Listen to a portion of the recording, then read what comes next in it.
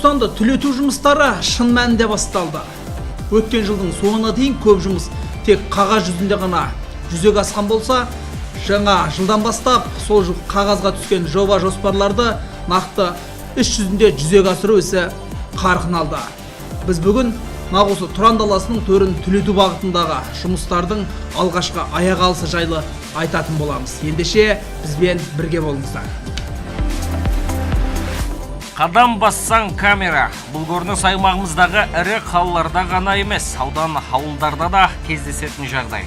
Камераның бәрін құрту керек, вообще пайдасы жоқ. Не керегі бар, халықтың бәрін тонап. Талай рет реформа жасалған еліміздің білім саласында тағы бір өзгеріс енгізілді. Ол өзгеріс ұбт-ға байланысты. Шындап келген кезде, мынау бізде жоғарғы оқу орындары түсетін кезде маусым-шілде айларында бір рет тапсырады. Екінші жылға дейін ол жаңағы шектік деңгейде ала алмай қалу мүмкіндігі туындайды дейді дағыны түрлі іс-әрекеттерге барып жатады.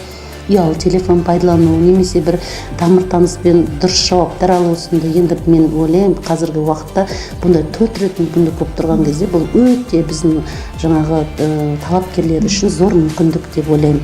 Виртуалды валюта аталып кеткен қаржының бұл түрі криптовалюта деп аталады. Енді бірер жылдан кейін әлемдік қаржы секторы дәл осы валюта түріне тәуелді болуы мүмкін дейді мамандар.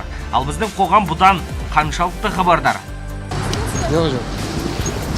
Жоқ естен жоқ. Сәлмәс ма криптовалюта туралы естідіңіз бе? Жоқ. Сәлмәстер ма криптовалюта туралы естідіңіз бе? Жоқ. Қалай криптовалюта, биткоин?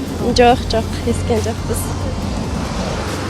1 қаңтардан бастап елдегі ең төменгі жалақы 1,5 есеге артты. Зейнетақы мөлшері 7% көбейіп, жылдың басын жағымды жаңалықпен бастады.